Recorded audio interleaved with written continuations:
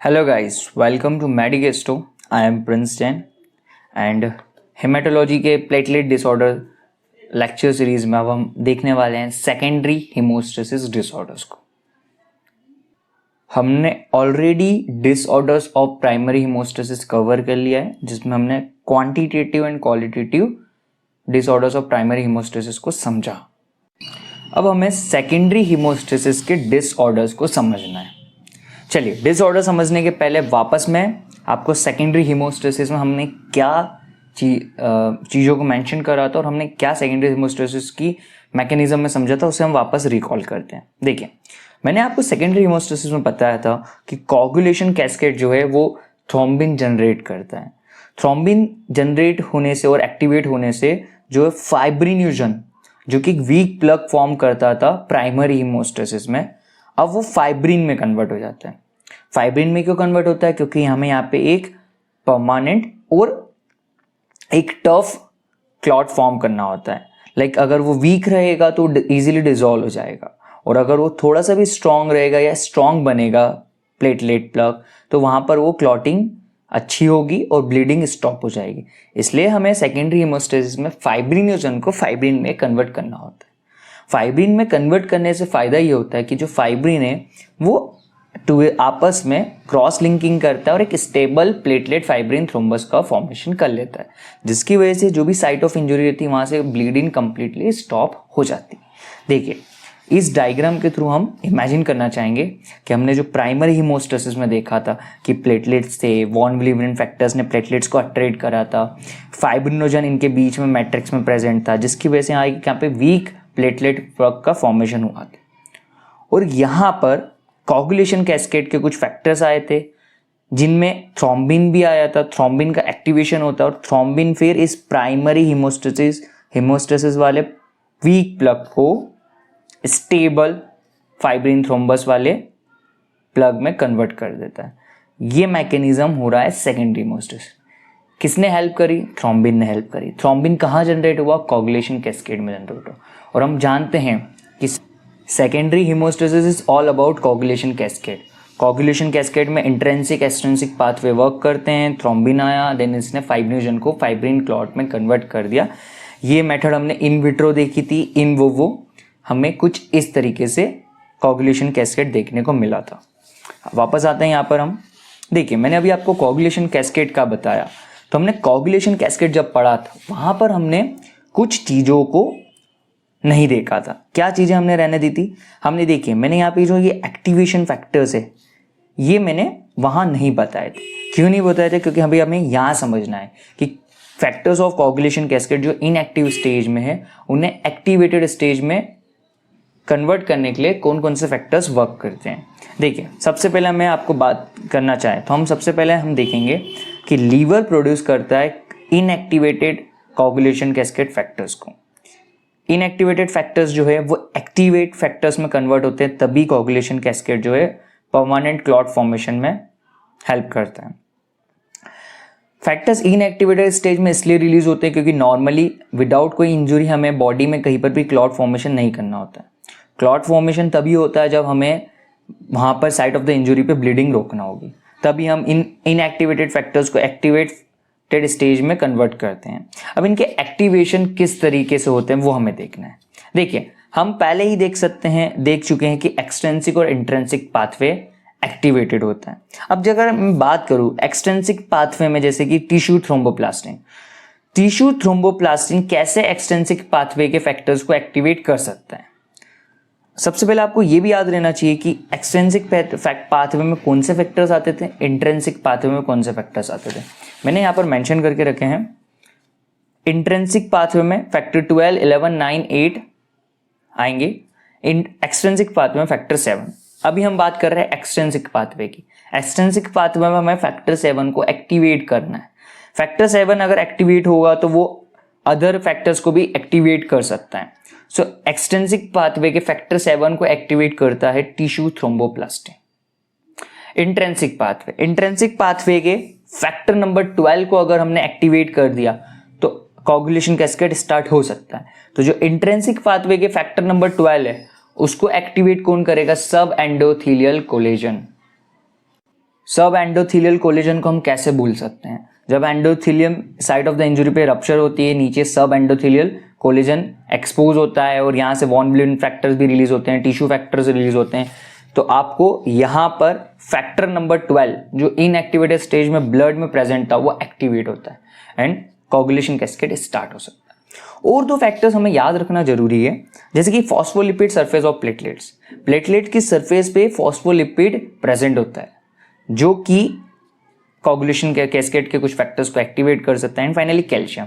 Calcium का role हम बहुत ही अच्छी तरीके से जानते हैं कोगुलेशन कैस्केड में।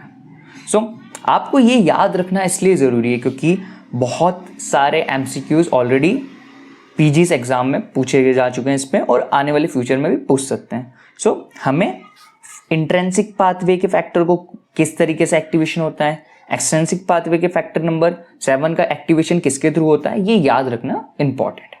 चलिए, ये तो मैंने आपको सेकेंडरी हीमोस्टेसिस का जनरली यहाँ पर एक वापस से रिकैप करवा दिया, इंट्रोडक्शन दे दिया मैंने। अब हम चलते हैं जो हमको पढ़ना था। हमें पढ़ना है डिसऑर्डर्स ऑफ सेकेंडरी हीमोस्टेसिस। देखिए, सेकेंडरी हीमोस्टेसिस के डिसऑर्डर में आप बहुत ही अच्छे से बता सकते हैं कि ये क्यों हो रहा है। डिसऑर्डर्स हमें ये किन पेशेंट्स में देखने को मिल रहा है और इसका रीजन क्या है।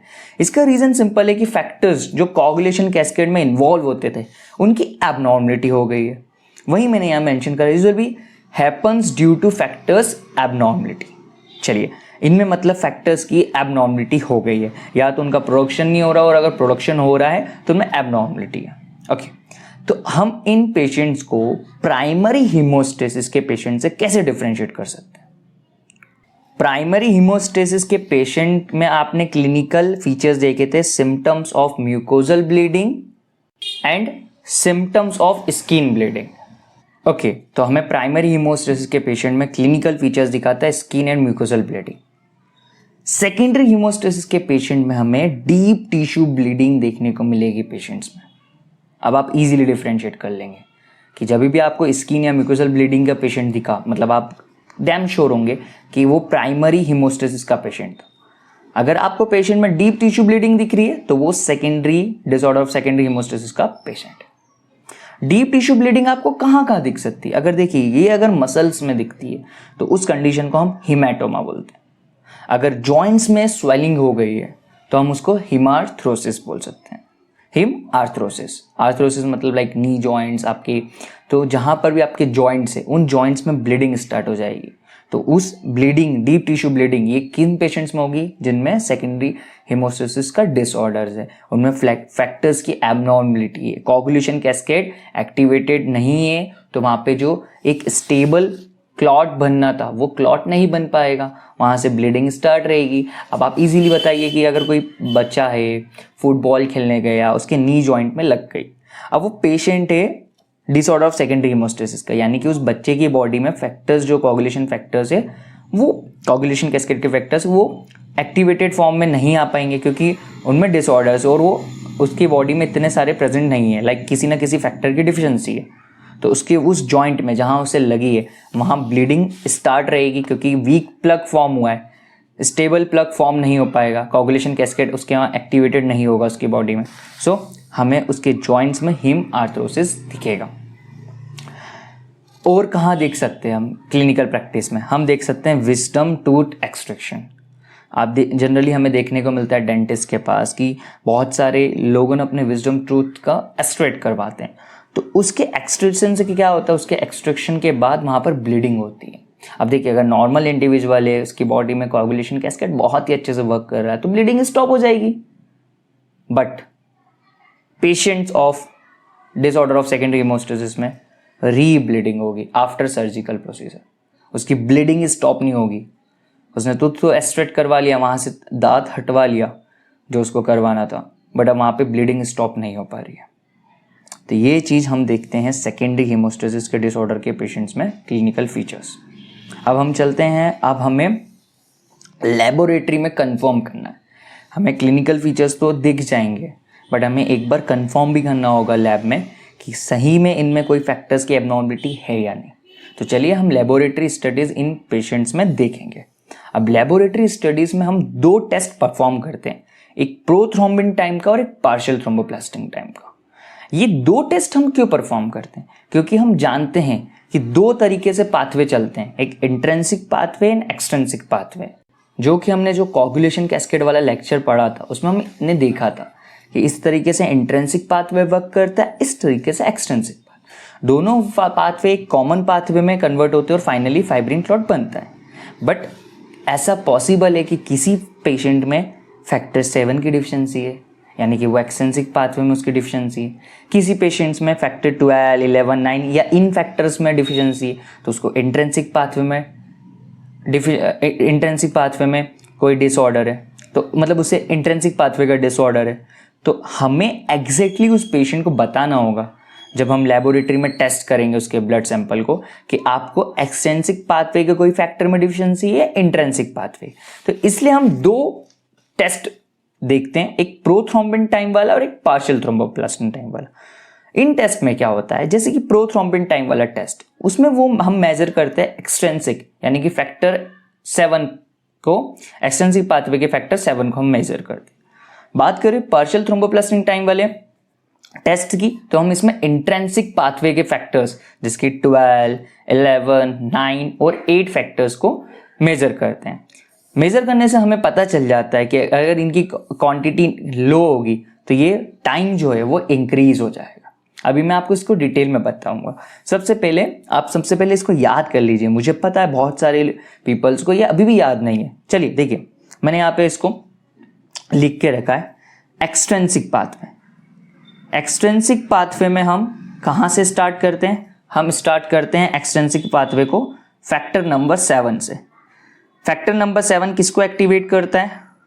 फैक्टर 10 को। एक्सट्रिंसिक पाथवे में कौन सा फैक्टर है? एक सिंगल फैक्टर है, फैक्टर नंबर 7। वही अगर मैं बात करूं इंट्रिंसिक पाथवे की, तो इंट्रिंसिक पाथवे में आई नो कि बहुत सारे लोगों को ये याद नहीं है, पर मैं इसको याद करवा दूंगा आपको। देखिए, फैक्टर नंबर 12 एक्टिवेट करेगा फैक्टर नंबर 11 को। फैक्टर नंबर 11 फर्दर एक्टिवेट करेगा factor number 9, then 8 and following हमें 10 तक यहाँ पे कॉमन आ जाएगा। देखिए, इंट्रिंसिक पाथवे 12 से लेके 8 तक आया, देन फाइनली उसने 10 फैक्टर 10 जो कि कॉमन पाथवे का पार्ट है उसको एक्टिवेट कर दिया, और यहां से जो 10, 5, 2, 1 ये कॉमन पाथवे में आते हैं। अब एक्सट्रिंसिक पाथवे के लिए आप कौन सा टेस्ट परफॉर्म करेंगे? प्रोथ्रोम्बिन टाइम वाला। आपको याद कैसे रहेगा ये? देखिए, अल्फाबेटिकली इस टेस्ट का नाम हम क्या लिखते हैं? PT test, prothrombin time test, जो मेजर करता है एक्सट्रिंसिक पाथवे को। यहां हम क्या लिखते हैं? एक्सट्रिंसिक पाथवे के फैक्टर को मेजर करने के लिए टेस्ट पीटीटी। 3 वर्ड्स है, बहुत ही ज्यादा यहाँ पे फैक्टर्स हमें मिल रहे हैं इंट्रिंसिक पाथवे में, इसलिए जो टेस्ट का नाम है वो भी बहुत बड़ा है। एक्सट्रिंसिक पाथवे में जो फैक्टर मिला वो एक ही मिला as compare to intrinsic pathway, छोटे बहुत कम फैक्टर्स यहाँ पे, तो नाम भी हमें यहाँ टेस्ट का छोटा है। जस्ट लाइक अ मेमोरी है कि आपको ये याद करना ईजी हो जाएगा अगर ऐसे आपने करा तो। ओके, चलिए वापस आता हूं मैं। हमने क्या करा? इन पेशेंट को क्लिनिकली हमने डिटेक्ट करा, हमें डीप टिश्यू ब्लीडिंग दिखी किसी पेशेंट में, हम उसको कंफर्म करना चाहते हैं लेबोरेटरी फाइंडिंग से कि इसे डिसऑर्डर ऑफ सेकेंडरी हिमोस्टेसिस है, हिमोस्टेसिस सेकेंडरी हिमोस्टेसिस में कोई डिसऑर्डर है। लेबोरेटरी में हम उसका ब्लड सैंपल लेके आएंगे और हम 2 टेस्ट में मेजर करेंगे कि एग्जैक्टली कोगुलेशन कैस्केड के कौन से फैक्टर में इसको डिफेक्ट है। पर रुकिए गाइस, ये तो हमें समझ में आ गया, हमें इनका जो ब्लड सैंपल कलेक्शन मेथड है ये भी याद रखना है एग्जाम पॉइंट ऑफ व्यू से। एग्जामिनर आपसे इस पर क्वेश्चन पूछ सकते हैं कि सर आपने हमें टाइम, जो prothrombin time, partial thromboplastin time test, ये दोनों बहुत अच्छे से समझा दिया। अब आप हमें ये समझाइए कि इन पेशेंट में आपने ब्लड सैंपल किस तरीके से लिया। तो आपको बताना है हमने इनमें ब्लड सैंपल जो हम इन पेशेंट से लेंगे वो प्लास्टिक सिरिंज से लेंगे। देखिए, बहुत ही डिफरेंट टाइप की सिरिंज आती है, बट हम इनमें प्लास्टिक सिरिंज यूज करते हैं। और हम इनमें जो, अब आपसे सेकंड क्वेश्चन पूछा जाएगा कि आपने प्लास्टिक सिरिंज से इन पेशेंट से किस टाइप का ब्लड लिया, ब्लड के कौन से कंपोनेंट्स लिए, तो आप लेते हैं platelet poor plasma. Platelet poor plasma हम क्यों लेंगे? प्लेटलेट पुअर प्लाज्मा में प्लेटलेट्स का काउंट बहुत कम होता है, तो हमें यहाँ पे प्लेटलेट पुअर प्लाज्मा क्यों लेना पड़ा? क्योंकि देखिए, हम सेकेंडरी हीमोस्टेसिस के डिसऑर्डर्स को देख रहे हैं, यहाँ पे कोई भी हमें प्लेटलेट्स के रिलेटेड कोई भी एबनॉर्मलिटी नहीं है, तो हम प्लेटलेट्स क्यों लेंगे किसी पेशेंट में से? अगर हमें प्राइमरी हीमोस्टेसिस के डिसऑर्डर्स को देखना था तो हम प्लेटलेट रिच प्लाज्मा लेते थे, क्योंकि वहाँ पे हमें प्लेटलेट काउंट को देखना पड़ता था, नॉर्मल है, डिक्रीज हो गया या इंक्रीज हो गया। यहाँ पर हमें प्लेटलेट पुअर प्लाज्मा लेना है, क्योंकि हमें तो यहाँ पे कोगुलेशन फैक्टर्स जो है ना, कोगुलेशन कैस्केड के फैक्टर्स, उनके रिलेटेड हमें पता करना है। इसलिए प्लेटलेट का हमें यहाँ पे कोई काम नहीं है, इसलिए हम प्लेटलेट पुअर प्लाज्मा इन पेशेंट्स में से लेते हैं। लेने के बाद जब हमने ब्लड सैंपल इनसे लिया तो हमें विद इन 2 आवर्स स्टडीज करना है, विद इन 2 आवर्स हमें ये टेस्ट परफॉर्म करना है। क्यों 2 घंटे के अंदर हमें ये टेस्ट परफॉर्म करना है? क्योंकि अगर 2 घंटे के बाद करेंगे तो उस जो ब्लड सैंपल हमने लिया उसमें क्लॉटिंग हो जाएगी, क्लॉटिंग फैक्टर्स ऑलरेडी प्रेजेंट है, तो उसका कोगुलेशन हो जाएगा, ब्लड में ब्लड का कोगुलेशन हो जाएगा।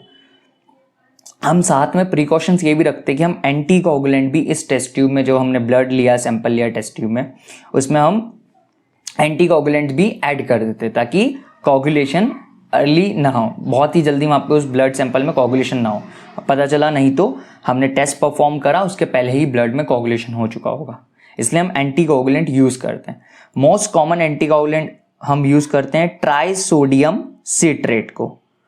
सो ट्राइसोडियम सिट्रेट जो है मोस्ट कॉमन एंटी कोगुलेंट होता है। इसका फंक्शन होता है ये कैल्शियम के साथ ये कॉम्प्लेक्स बना लेता है, और हम जानते थे कैल्शियम जो है एक्टिवेट करता था कोगुलेशन कैस्केड के फैक्टर्स को, एक्टिवेट करके कोगुलेशन कर सकता था। तो अगर हम कैल्शियम को ही रिमूव कर दे ब्लड में से तो एक फैक्टर कम हो गया, एक्टिवेशन नहीं होगा कोगुलेशन कैस्केड का, और हम इजीली यहाँ पे अपनी स्टडीज़ जो हम परफॉर्म करना चाहते हैं वो कर सकते हैं। तो ये जनरल हम जब ब्लड ट्रांसफ्यूजन आप पढ़ेंगे उसको मैं आपको ये डिटेल में बताऊँगा। ओके चलिए, आई थिंक आप बहुत ही अच्छे से समझ गए हैं। प्रोथ्रोम्बिन टाइम में हम एक्सटेंसिक पाथवे के फैक्टर 7 को हम मेजर करते थे, पार्शियल प्रोथ्रोम्बिन टाइम में हम ये फैक्टर्स को मेजर करते थे। अब क्वेश्चन ये है, इंट्रिंसिक पाथवे के फैक्टर्स को तो पीटीटी टेस्ट ने मेजर कर लिया, एक्सटेंसिक पाथवे के फैक्टर्स को पीटी टेस्ट ने मेजर कर लिया। फैक्टर नंबर 10, 5, 2, 1 ये कॉमन पाथवे के फैक्टर्स है कोगुलेशन कैस्केड के। इनको मेजर कौन करता है? इनको दोनों ही टेस्ट मेजर करते हैं। So both PT and PTT measures common pathway of the coagulation cascade. So guys, हमने अभी तक समझ लिया है सेकेंडरी हीमोस्टेसिस को।